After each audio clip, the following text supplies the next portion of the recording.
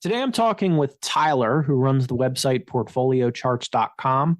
Tyler created this website back in 2015. It's an extremely useful collection of data about different asset classes, which is helpful for DIY investors trying to create portfolios. Additionally, the data isn't simply mathematical expressions of a portfolio, but presents the data in nice visualizations, which makes the data much easier to interpret and understand. Tyler has many different sample portfolios on the website, like Harry Brown's permanent portfolio or the Boglehead three fund portfolio, with backtesting tools to test their long term performance. And users can attempt to create their own optimized portfolios for their own risk tolerance and goals. Tyler is very much a believer in the power of uncorrelated asset classes and their usefulness in creating a robust portfolio of index funds that's helpful to investors. I've used Tyler's resources extensively in the creation of my own asset allocation strategy. So I'm really psyched to talk to him. So welcome to the podcast, Tyler. Thanks. It's great to be here. It's an honor to be on. Cool. So what was your investing journey? So how'd you get interested in investing? What did you try out before you got into your current asset allocation strategy? Well, I think like most people, I started just trying to learn myself. I'm an engineer by education, so I'm naturally into numbers and I'm always trying to optimize and learn about how things work. So like a lot of young people who have a bit of money to invest, finally, I was trying to go out and pick the right funds. And so find the right companies to buy, find the right mutual funds to buy. So I would look at a lot of historical data or like last 10-year performance to try to find the best performers. And over several years of doing that, I realized I was just awful at it. I felt like I was always switching back and forth, trying to find the thing I would buy. And within 6 months, it felt like it was terrible. So I was always switching strategies. And then eventually I stumbled across a book by Harry Brown about the permanent portfolio called Fail-Safe Investing. And I think that was the first book that really clicked with me about how asset allocation works. And so thinking beyond just trying to buy low and sell high or find the best performers, it shows how to think about investing in terms of economic conditions and covering all the bases no matter what happens. So you're not trying to predict anymore. You're trying to actually grow and protect your money, even in times of very high inflation, or when the stock market goes crazy, or when it totally falls apart, you're okay in any of those situations. So once that really sunk in that mindset, that's when it kind of opened the new opportunities for me. I guess the next step after that was, again, I'm good with numbers. So I was going online and I was trying to find various tools that would help me model a permanent portfolio. Because I was a fan of things like FireCalc and some of these other popular calculators out there that help you look at your investments. And the vast majority of them I found didn't have the right assets. They didn't have gold. They didn't have the long-term bonds. They didn't have cash, or they would model cash way too simplistically, where it's like it's a fixed 1% interest rate forever. And that's not how actually cash works in the real world. Right. And so being good with spreadsheets myself is like, I'll just make my own tools. And so I did a lot of work collecting the data and making some, simplistic charts to kind of try to model my own portfolio. And I was sharing some of those pictures and charts on a few different forums I visited, and I found out they were pretty popular. And so that's when I sort of the origin story of portfolio charts is just trying to model my own portfolio, the permanent portfolio, and then learning over time how to do that, and also discovering in that process that not only could I model that one portfolio, but my tools can model anything you want. And so armed with some of these tools, I started looking at other options to expand on that same Harry Brown mindset. And so I guess the next step in my transition was trying, if I were to take the permanent portfolio and add one more asset to it, just to try to boost the performance a little bit, what would that be? And playing with my tools and kind of doing different research, I kind of settled on small cap value. And that's how the golden butterfly came to be. And if you were to look at the portfolio charts today, the one portfolio that probably stands out the most, it's probably the indicative of my mindset is the golden butterfly.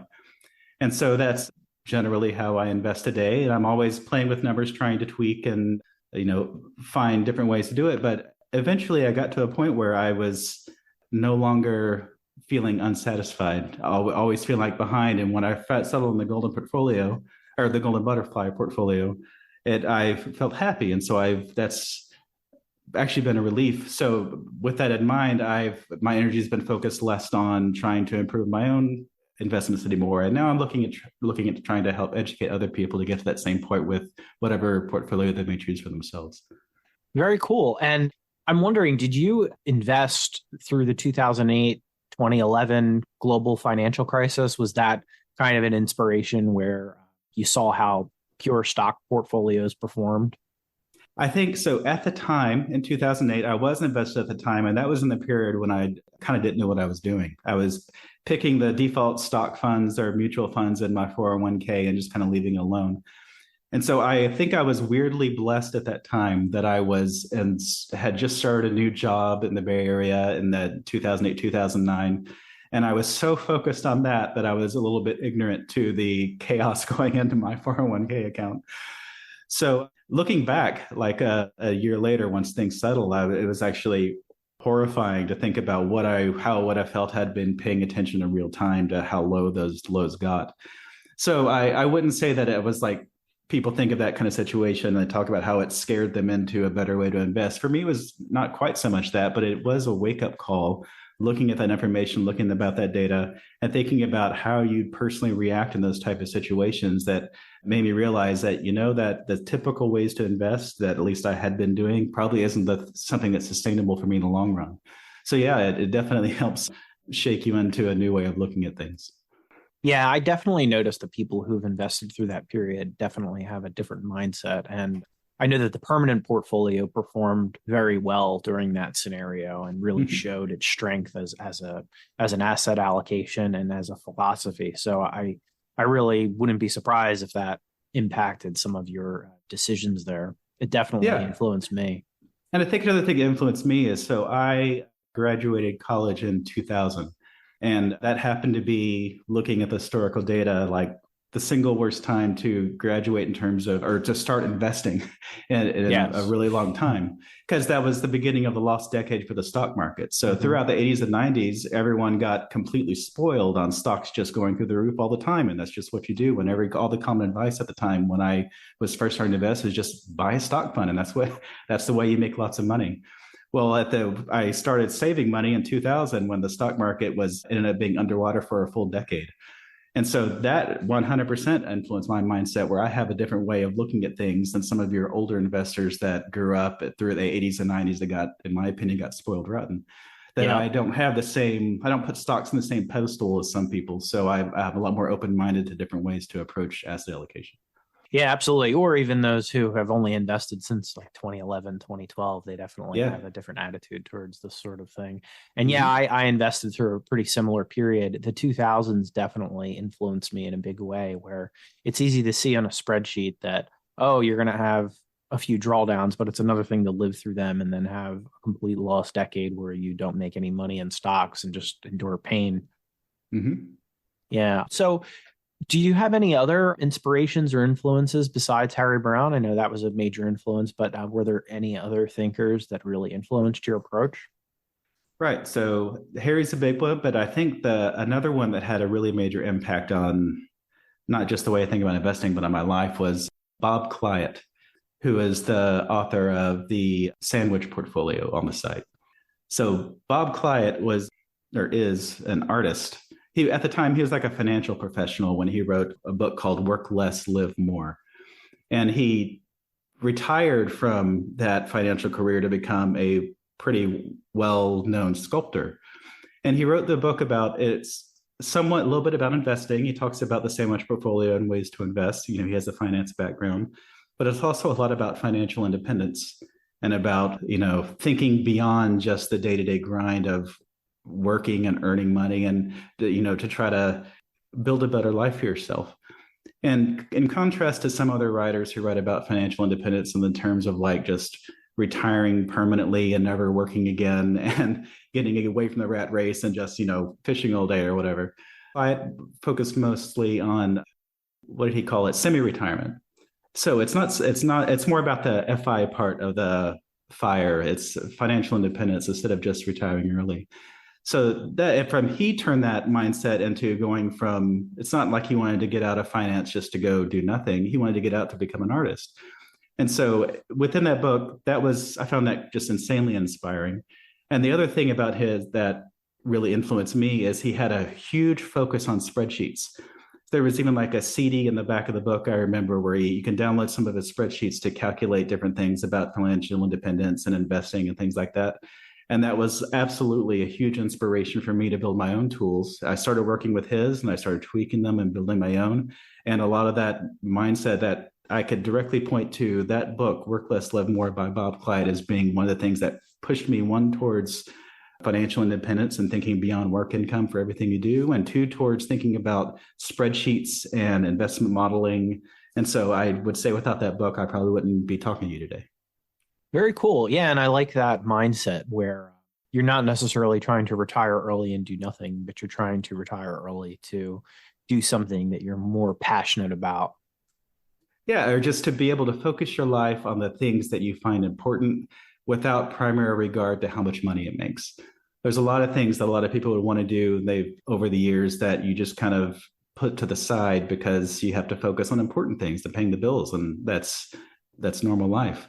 But if you could set yourself up in a situation where that the money is no longer the primary driver for your decisions, then you could do a lot more things. That it just opens up a whole nother, path that you could do. Totally. So I know that you've achieved financial independence. So is that book one of the major inspirations behind financial independence, or were there any other kind of motivations that really drove you to go after that? Oh yeah, that's like a whole separate conversation. But so the Work Less, Live More was a big important one for me at the time. There was the work by Vicki Robin. She wrote some good things about that. Great book. And Joe, yeah, Your Money of Your Life with Vicki Robin and Joe Dominguez. Mm-hmm. I still am a big fan of Mr. Money Mustache and Jacob Fisker with Early Retirement Extreme. So yeah, there's been a lot of people over the years that would have influenced me in that. I think a lot of people. And was there any particular thing that really drove you to do that? Like something that happened in your life or your career? Oh man, that's a good question. I can't point to just one. There's been lots of things over time. Some of it, one of thing I kind of go back to is getting to a point in my engineering career where I was at I would consider my dream job.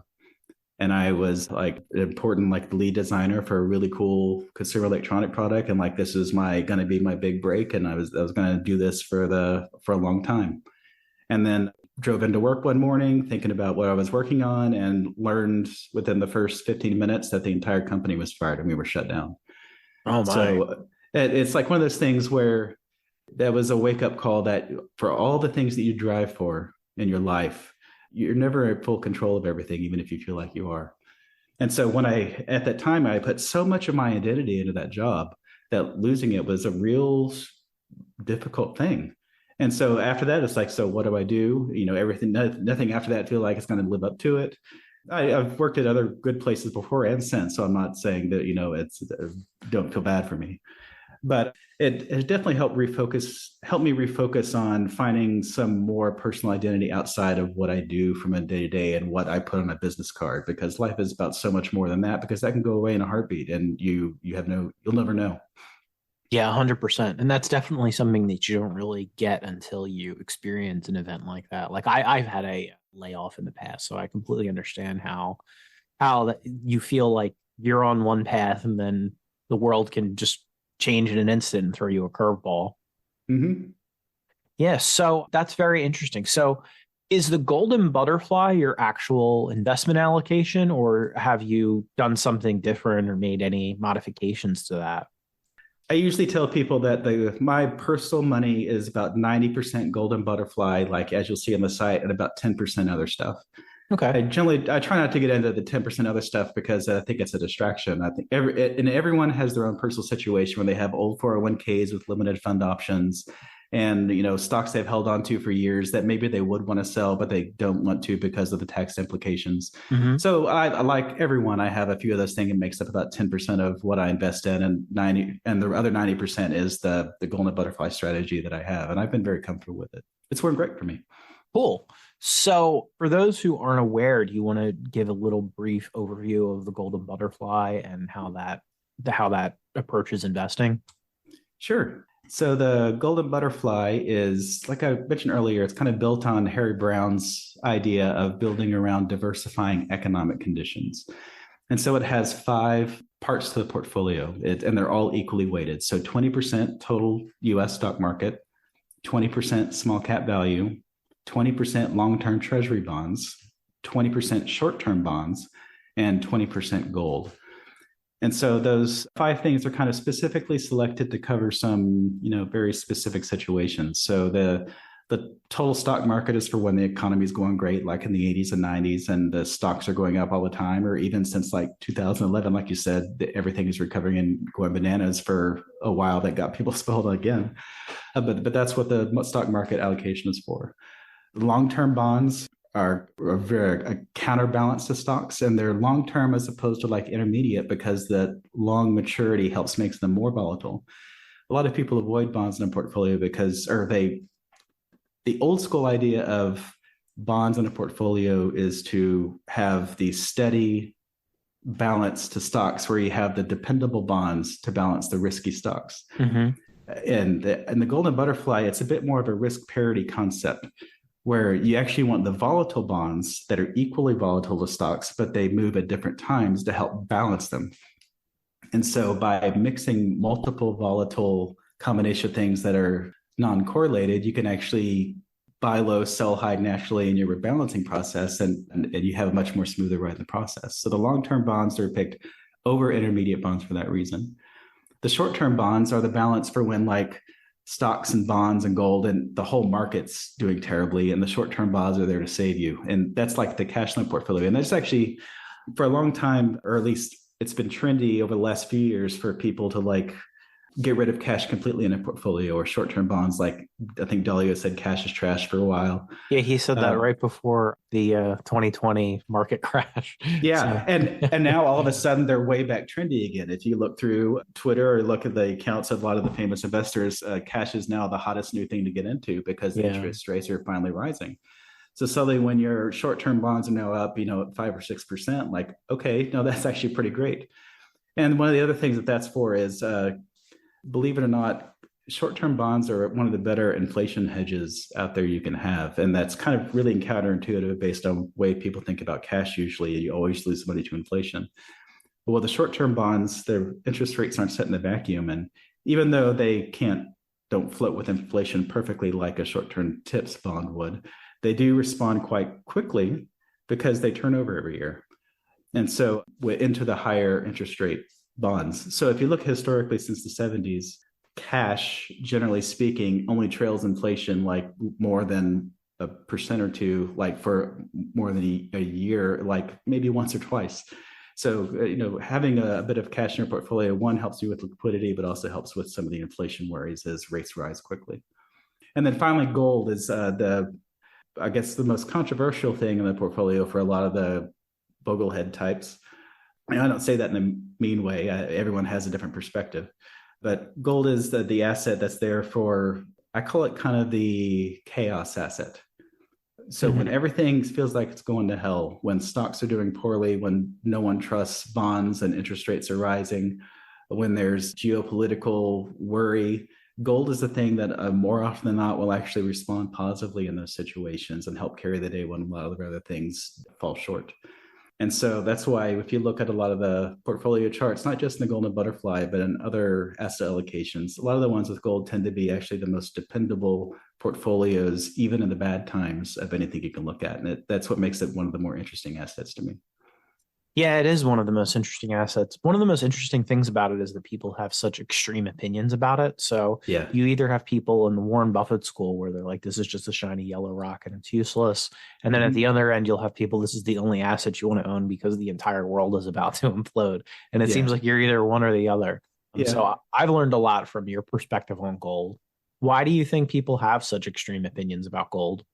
That is a good question. Well, one of the things I've learned over the years is that there are multiple personalities that you can have when it comes to money and investing.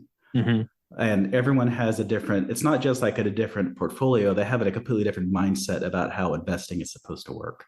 And so Like some people like yourself are very intelligent when it comes to picking value stocks, and you can understand the it just makes sense when you buy a stock when it's cheap and you invest in it until it's too expensive and you could sell it for a profit. That's like a very logical paradigm that you build your mindset around when it comes to how to make money in the markets.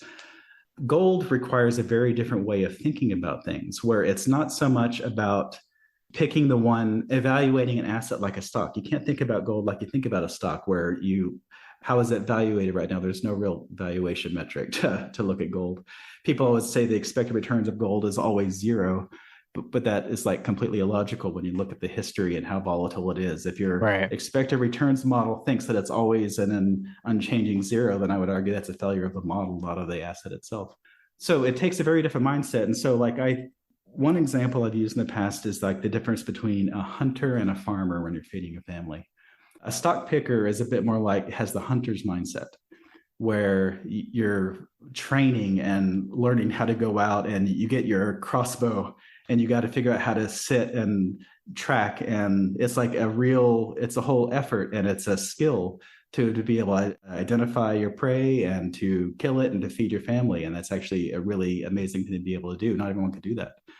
Where investing in something with gold and other like asset allocations that are a bit more risk parity minded is more like being a farmer, where and even like a special kind of farmer, where you're not trying to predict the seasons and move things around, but you're like just taking the seeds from the fields where things do well that year and reallocating them to the other fields, or maybe they did poorly, but based on the weather's going to change all the time. And so as on average, your entire land that you manage is going to make more than enough money for you to feed your family. And so I think that's why a lot of people get hung up on things like gold, because it doesn't fit the mindset that people are trained to do when it comes to investing and evaluating a security on its own merits alone, not really thinking about how it fits on a larger recipe. And once you think bigger though, and start looking at the data and how that mixes in, and that's why I think sites like mine that have more types of assets and can visualize them easily to understand are important things, because they help you think beyond the way you feel like investing is supposed to work, to see evidence of how maybe there may be other things involved and things that you can use to your own benefit. Wow. Yeah, that's a great way to look at it. I like the farmer versus hunter way of doing it. For me, I'm definitely, I have the hunter mindset. I love doing that. I enjoy the thrill of it, but I also see that there's probably more evidence on the farmer side of the equation and the asset allocation risk parity side of the equation. And I don't want to completely rely on my skills as a hunter to achieve my financial goals. Well, any self-respecting farmer probably knows how to go out and hunt a deer if they need to. So that's one of the things I admire about you, and the idea of being skilled at one type of investing, but kind of knowing your limits and having a broad view of the different options. And so you can invest your money in something like the Weird portfolio. That's a stable way, and kind of the similar style of the Golden Butterfly, to manage your money no matter what happens, so that you can afford the flexibility to go out and try to hunt your own stocks without worry about if you just have a bad time this year and it's just not going to work out, you're still going to be just fine. So having that mix of approaches is one of the more healthy things I think an investor can do. And I 100% support that. Awesome. Yeah. And I mean, a big part of it is I've seen the difficulties in actually predicting macroeconomic events. I've tried to do it and I failed many times. I thought one thing was going to happen and something completely different happens. So I've definitely been informed by that approach, where you definitely want an approach where you're not trying to predict the future, because so often things can go in a different direction. Mm-hmm. So back to gold. So do you ever worry that gold could be less of a diversifying tool in the future? So gold, one of the things that works well in the data is that gold performed so exceptionally well in the 70s and 2000s when stocks were doing poorly. So do you ever worry that relationship with stocks would ever break down? The only thing that would give me pause is if the government ever banned the trading of gold like they did back before Bretton Woods. Like when they confiscated gold back in the 1930s, that would be a problem. That would definitely make me reevaluate. But no, I think like economically speaking, gold's not going anywhere. Like of all of the assets that you could possibly invest in, gold's actually been around longer than every single one of them. It's been around longer than stocks. It's been around longer than bonds. It's been around longer than any single currency in world history. So whether gold is going to constantly go up and down the way that some people have tried to explain it. Like, I personally don't buy into the story that it's the perfect inflation hedge, because it's really not. It's more complicated than that. But I have no fear at all that gold is suddenly going to lose its value and not be a good diversifier in a portfolio. Yeah, I'm in agreement. And I think even in the short term, you can see that it has an uncorrelated relationship with stocks. Like, I remember in March 2020, you would see on the bullion websites, they were all getting sold out. And you can kind of see that in the short term daily fluctuations. Even gold is always off doing its own thing, and it's almost always completely uncorrelated with stocks. So I agree with you there. And the important thing to remember is uncorrelated is different from perfectly negatively correlated. Right. So some people get weirded out that they look at the stock market falling and they see gold falling at the same time and think, aha, gold isn't the diversifier. But that's different. That's negative correlation, and that you're never going to have perfectly negative correlation all the time, or it actually wouldn't make you any money. But it's the uncorrelated where sometimes it goes up with it, sometimes it doesn't, the fact that it has dances to its own drum, that's actually the more important thing. And so gold is more uncorrelated with stocks than it is like some perfect negative correlation. But that's actually a good thing. It's just a little bit hard to human brains to understand. Yeah, you do hear that all the time. Like, oh, it's this year, gold and stocks are down at the same time, so it doesn't work anymore. And people will definitely read into some short-term events. Mm-hmm. Actually, so you've heard that a lot lately about bonds. So 2022 was a weird year where bonds and stocks suffered at the same time. Mm-hmm. You have a lot of people questioning whether it's actually a diversifying asset. What would you say to those people? This has been a really tough time for bonds, for sure, with the rising rates. And so one thing that I think bond skeptics have pointed out in the last few years is how the bond data, when you're looking at historical data, the bonds have benefited from like consistently declining interest rates since 1981, basically. They're always going down, so they're kind of always making money. I guess what I would say to people that worry about bonds struggling now is that I put a lot of effort into portfolio charts to dig up older data. And so to fight past the recency bias that people get hung up on in the way investments work. And part of that is doing a lot of hard work, especially on bonds, to get data going all the way back to 1970 and not just in the 1980 period where it was doing really well. And so I would encourage people who worry about bonds to go look at the data that I provide through 1970 through 1980. And in that time, interest rates were also just absolutely skyrocketing. They went from like in the fours or something like that around 1970 all the way up to something like 15, 16%. And so you think about if bonds today get all the way up to 16%, people will be absolutely flipping out. Well, there's actually data for that. And so you can go and look at the historical record about how a portfolio using these bonds, even when the rates were going through the moon at an astronomical rate, and how the portfolios did. And a lot of them are way more appealing than you probably would think. And so that's why having good historical data like that is actually really important, to fight past that bias of how you feel today, and to see how other people who have experienced even worse things in the past, how they dealt with it. Yeah, I completely agree with that. And even if you look during that period, during the 1973 to 74 stock drawdown, bonds did have a diversifying role, and long-term bonds performed pretty well even during this inflationary period. Like, the way I look at it, you own long-term bonds for the big stock crashes. And during those periods, it almost always does well. Like 2022 really wasn't a big deal in terms of a drawdown. But if you look at a period like 29 to 32, long-term treasuries actually did quite well. And they also did well during that 73, 74 period. So I wouldn't just write them off like a lot of people do. Yeah, I agree. Yeah. So what would you say to someone who says they don't want to own asset classes like gold or treasuries, and they want to be 100% stocks because they've looked at the data and 100% stocks delivers the best returns? And they would say, what's the point of owning these alternative asset classes? Don't they just weigh down a portfolio? What would you say to a skeptic like that? I guess my first reaction would be to, you say the stocks have the best return. Well, by what measure? And what measure is important to you? If you're just looking at the average annual return, that's 100% correct. But in your personal account, you don't earn the average annual return every year. It goes up and down, and you have a compound return. And so once you start accounting for the compound return, that when you have losses, like if you have a 50% loss, then it requires a 100% gain just to get back to where you were. That has an eroding effect over the profits you make over time. And so the high return, high volatile things actually, with the money you earn, you're not earning nearly as much money as you think. And the other thing is like I was going to say the psychological side, but it's much more than psychological when it comes to drawdowns. Mm-hmm. The drawdowns matter. And so the time in the middle, even if you have a high long-term average over 30 years, the drawdowns in the middle matter not just to your psychological well-being and like, oh, you've got to sleep well at night, but also to your real world goals. Like when people talked about the risk of a portfolio, it's not like some esoteric standard deviation. Oh, well, this one's high risk, but it's going to be high reward. So I'm going to get it for the reward. The risk is of a portfolio drawing down like a full stocks isn't that it has a standard deviation of, I'm just making it up, I don't know off the top of my head, of 10%. The risk is that when your kid is going to college that year and you need the money to help them pay for it, of the stock market crashing that year, and suddenly you no longer have the money to help support your kid for college.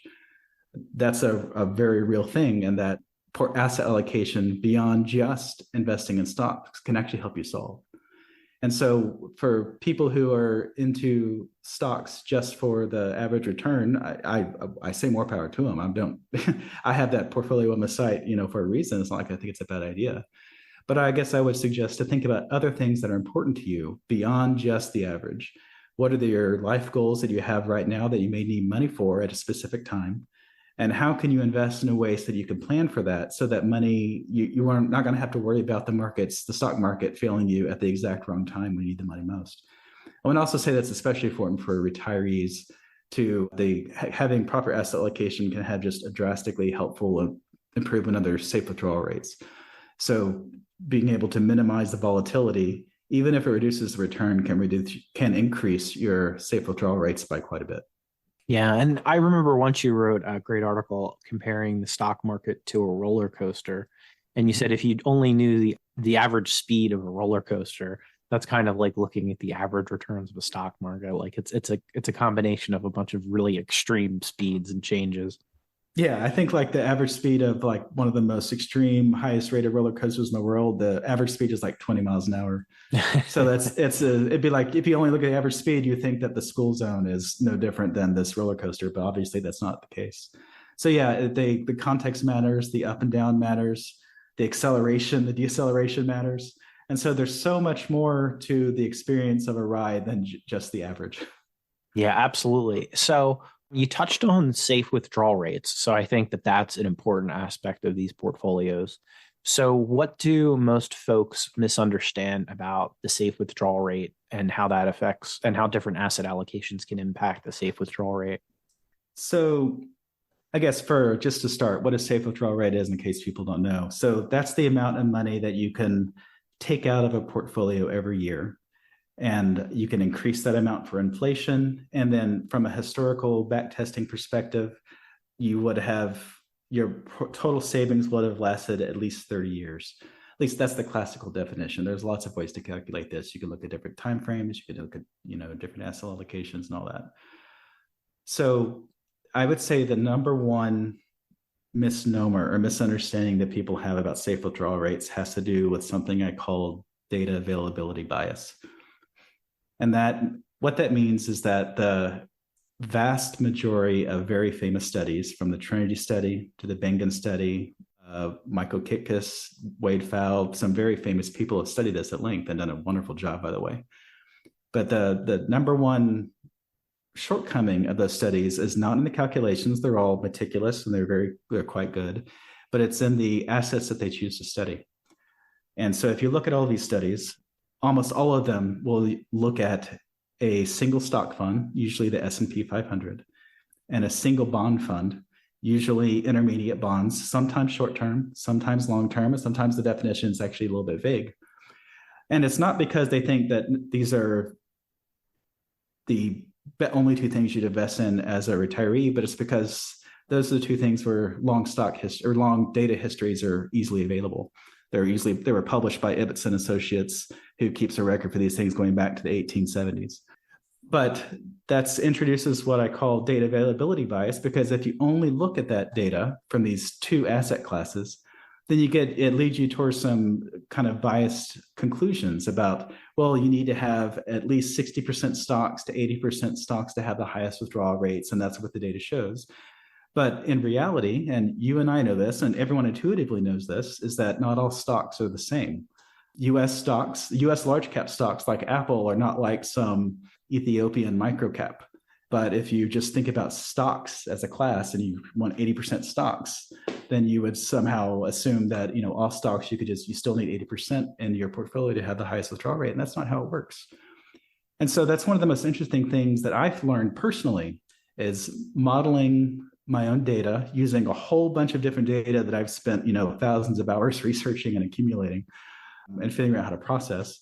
Is that when you actually model the real world historical data of different types of stocks and of different types of bonds and even different types of real assets like REATs and gold, and you mix those together, then the classic conclusions that you hear about all the time about things like the 4% rule that people treat like some law of nature, that's actually based on just investing in generic stocks and generic bonds, but other portfolios could have very different withdrawal rates.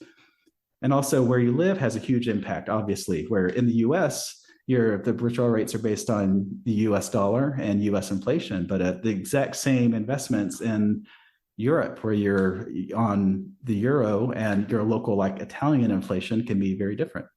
So when it comes to withdrawal rates, that's one of the things I've been most proud of about my own work is trying to expand on those people that I talked about, like Kitkus and Fowle and Bengen. And where they had some tremendous insight that influenced me a lot, I'd like to add to that by bringing into the discussion more types of portfolios and more types of assets that not everybody has had the privilege just because of a lack of data to look into. Yeah, absolutely. And you show on your website some really extreme differences in safe withdrawal rates for different portfolios. It definitely opened up my eyes when I first saw it.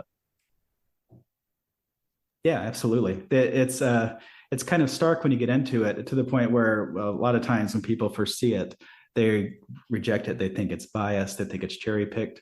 But I go to great lengths to kind of publish my methodology. I always answer technical questions if someone emails me. Like, I believe in earning trust through data. Don't just trust me because I am who I am. I'm not that type of person.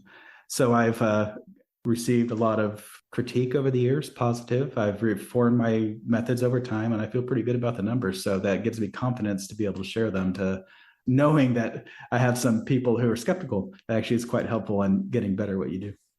Yeah, totally. So one of the most counterintuitive articles that you wrote was about the concept of Shannon's demon, where you mathematically showed how two asset classes that return zero could actually deliver a result for an investor when annually rebalanced in a portfolio. Did you want to talk a little bit about that concept? Sure. I'm going to see if I could do that without getting into the math, because I'm not sure I can remember the exact equation off the top of my head. So there is a very famous electrical engineer named Claude Shannon, who as an aside, if you don't know who he is, you should look him up and read about his life. He's a fascinating guy, and he's like father of logic theory, and all the digital devices we live with today that wouldn't exist without him. But he was like a true genius. And one of his side observations, just because he's an incredibly smart dude, was about something that was termed Shannon's demon after him. And it was an observation that with two assets that return and have an average return of zero, one would be like just straight non-interest bearing cash that sits in an account. And one would be like a theoretical asset that, let's say, it gains, I'm going to be extreme, gains 50% one year and loses it all the next, and gains it and loses it again. It just oscillates back and forth. If you look over time, that also has an average return of zero. But the thing he noticed is that if you have a portfolio of both of those assets with zero expected returns and simply rebalance them every year, as one went up and one went down, and you always sell high and buy low, then it would have a positive return over time. And the two assets he was looking at was like, it ended up with like a 2% a year. I forget the exact ones, but that was like a really fascinating thing. And it's called Shannon's demon because it's referencing a thermodynamic similar thermodynamic problem where it's like you feel like this demon in the box causing something to happen that shouldn't happen. But mathematically, his observation is borne out in the math. And so what it's really showing is that the volatility of assets do matter and they have an effect on the returns. And then when you combine assets, even with a zero expected returns for each of them, and you put them together in a portfolio, the mindset that most people have, even very famous, a lot of famous financial people I found have this idea, is that you just take the average of the expected returns in your own portfolio, and that should be the expected return of the portfolio. But if you look at the historical data, when you take things, even with multiple things with zero expected returns and mix them together, once you add the magic of rebalancing, then it changes the actual performance where you can seemingly gain a return out of nothing.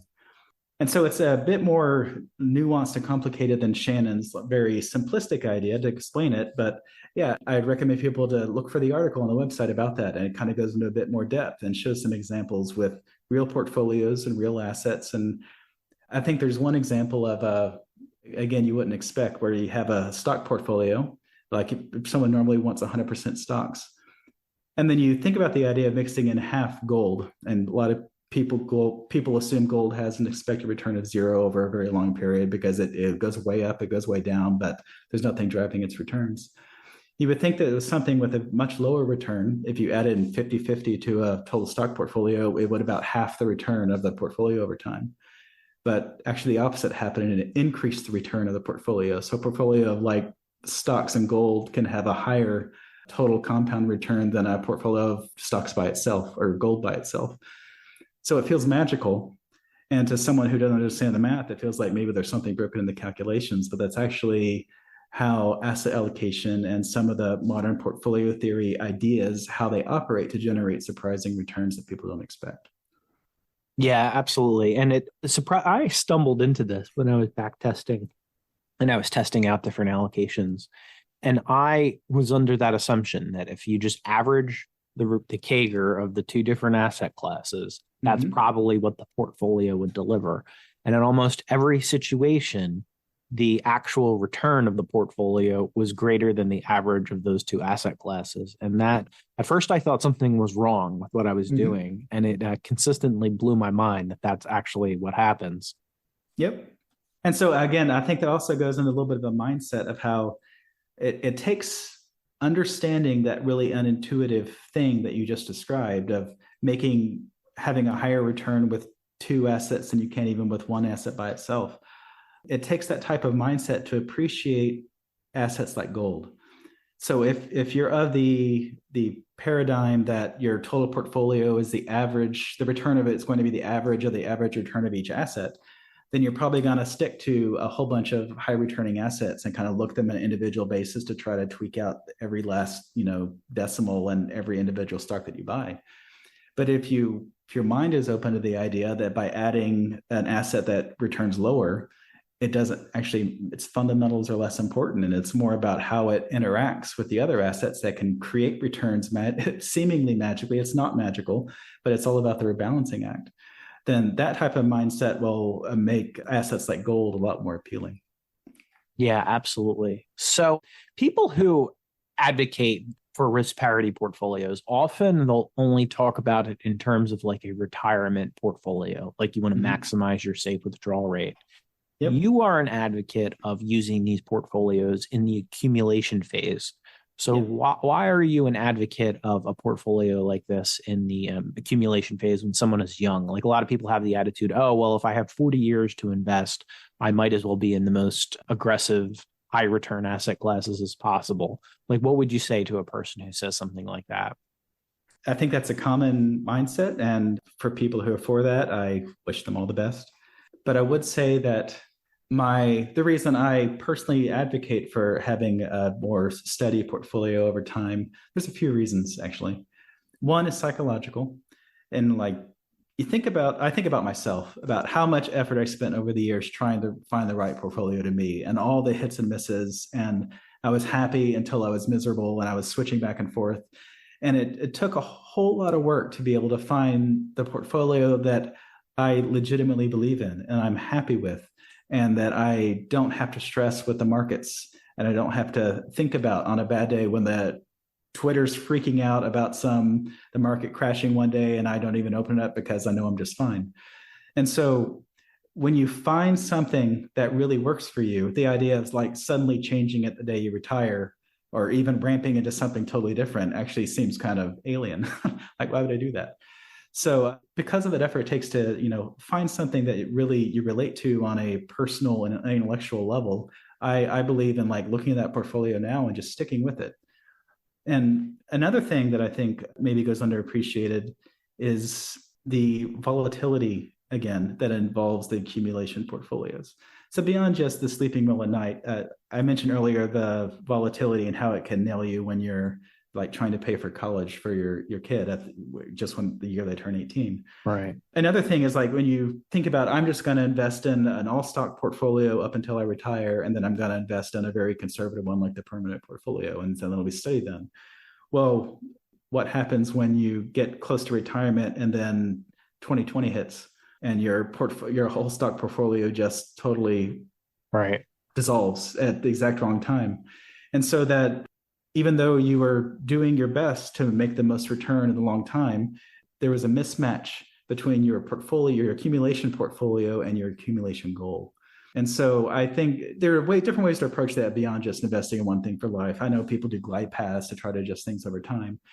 But from my perspective, the simplest and most sustainable thing is to find a portfolio you believe in that is steady and dependable, that you don't have to stress about, and that can meet your goals both in the short term and the long term.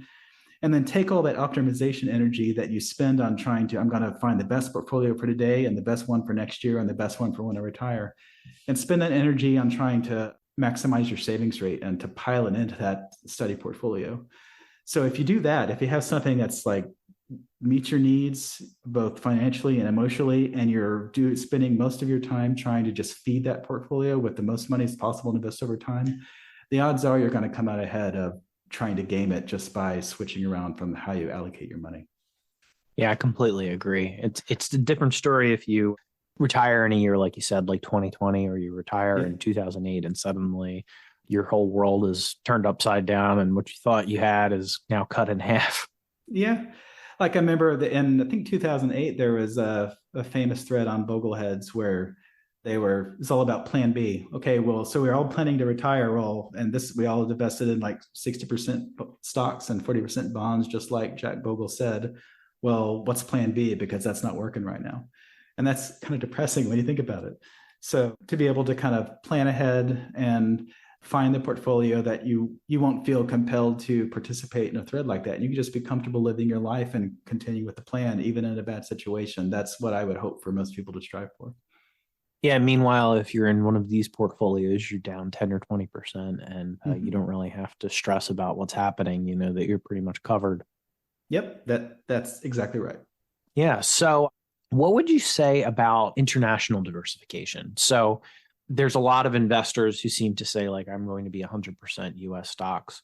What would you say? Do you think investors should allocate towards different countries' stock markets, or do you think it's okay to mainly have a home country bias and invest in your own markets? So I think it's important to diversify your portfolio for different economic outcomes, but there are multiple ways to do that.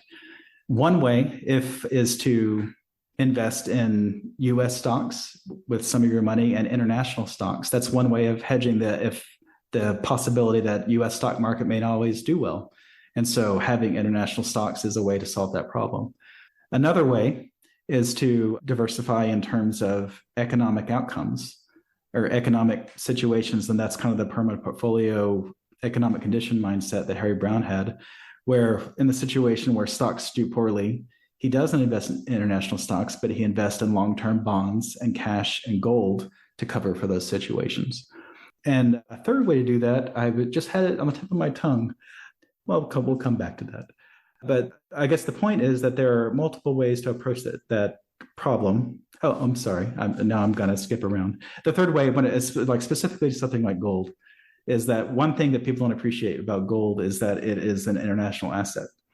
And so it's not based solely in US dollars. It's something that's traded all around the world. So one can argue gold is actually an international asset of its own. So finding real assets that are traded globally is a third way to kind of address that problem.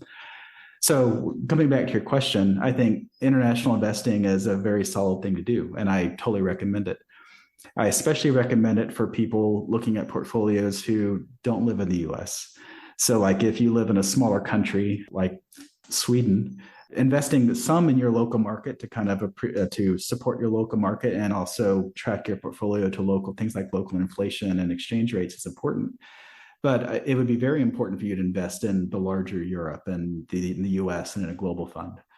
For a US investor, it's a little bit, I still think it'd be a good thing, but it's a little less important just because of how giant the US is. And within a global fund, you invest globally, the US could be like, between 40 and 60%, depending on the time frame you're looking at it. So that's why US investors have kind of had US bias over time, because it's made up such a large percentage of the global market. But people in other countries, it's much more important for them to think internationally, just to make sure that they've covered their bases and diversified properly beyond just their own smaller local markets. Does that answer your question? I kind of ran a little bit. No, I mean, that makes a lot of sense. And I like the point you made about how gold is an international asset. I think that's a point that Harry Brown also makes, where it's something that you could take to another country. If a situation happened in your country, you would still have something where if your bonds and stocks were annihilated, you would still have some asset that would hold some value if you move to another country. Yep. But I'll also say that, I feel like I've talked about gold a lot. I'm definitely not a gold shill. So no, gold isn't for everyone. And even if you look at the data and like I could see the mathematical benefit of it, that doesn't mean you should invest in it just because, it looks good on a page. If you don't trust it, then you shouldn't invest in it. And I know Harry Brown, and I can't speak for him, but I would think that if for some reason gold went away and he wasn't able to invest in that something like international diverse stocks would be something that would be an important thing to add to that type of portfolio. So you take that away, that international diversification that you could get with gold, then having international diversification in terms of international stocks would be a more important thing. So everyone has to look at their own situation and think about the different ways that are diversifying with by market, by economic condition, by asset class, and find the right mix for them that they're comfortable with. Very cool. And something I also wanted to ask you about. So what do you think about using leverage in a risk parity style portfolio? Some investors will often use leverage to boost the returns of this portfolio. What do you think about that approach? I guess, frankly, I don't like it. I think that for the vast majority of people, it's the fast track to losing your money. And I agree. Yeah. So leverage is one of those things where I've been looking for ways for a while to try to model leverage, like from a calculator sense. But the most difficult thing to model is how it actually fails. Because if you look at a back test, it will usually look fantastic because look, you have increased returns and it did great. But what it doesn't model is a margin call. And so leverage is the number one way that investors go broke. And it's not because the stock markets went up and down and they did something totally crazy with the markets where they just lost money. It's because they had a margin call and they bet too much that they weren't able to cover. And then if they were able to hold it and keep doing like it's in the back test, they would recover just fine, but they don't have that choice. And so I've personally had friends who have multiple friends I've seen lose everything with leverage. So it's like between that and the many stories I've read about it, I think for the average investor, it's just not particularly safe choice. And I would recommend that instead of like trying to invest on leverage to boost your returns as a younger investor, I would spend all that energy on trying to grow your career and save more. And you're going to come out so much more ahead with way more certainty. And so just be smart about it. Yeah, absolutely. I think it was you. Didn't you post something once about there's a guy in the Bogglehead forum who used leverage and got completely annihilated, like to the point where he was in serious debt. Was it you who posted that? Yeah, that was me. There's a very famous Boglehead thread, and I'll have to look it up, and maybe we could post it on the podcast page or something, about a investor who posted in real time his experience of, I think it was around the 2008 time, most likely. Yeah, where he was investing on leverage, and he ended up, very smart dude, but he ended up hundreds of thousands of dollars in debt not just lose everything, but like it was ruinous. And so that was one of the more enlightening things I've ever read, and it's very influential, and you should do it yourself too, because it shows how he did a really amazing job of being honest and sharing all the numbers, and you could read the emotions in his words of what it's like to be on top of the world, feeling total control, thinking you're gonna do great. And even when it starts to go downhill, he has backup plans. He's got strategies to get out of it. And to see the whole ride down to, losing beyond everything to being in huge debt and eventually working his way back out over like a long, arduous way. That's a worthy read for anyone who believes that leverage is somehow an easy, fast track to wealth. Yeah, it's painful reading it. I think it starts in 2007, and then the guy is like, yeah, I'm going to lever up the stock portfolio. And it's just, you're watching this car accident in slow motion. It's horrible. Yes. Yeah. So before we wrap up, do you have any departing thoughts, things you'd like to add for the listeners? Well, I guess the main thing is I think you're being a little modest. One of the things I did recently that I'm most excited about was adding the weird portfolio to portfolio charts. So, anyone who's a big fan of Value Stock Geek should go check out the site and look at the back-tested history for the weird portfolio, because I honestly think it's a very good asset allocation that appeals to a lot of the golden butterfly type mindsets, but also addresses some of the things you talked about, like international diversification. So I really excited about having it on the site. And I actually had a question for you. Sure. Thanks for the kind words, by the way. Yeah, sure. I appreciate it. So I know that one of the reasons I wanted to add the weird portfolio to the site was that I get a lot of questions about the golden butterfly from people who would ask me about REITs and international stocks. So I was just kind of curious, from like in your own words, why did you specifically pick those strategy? Yeah.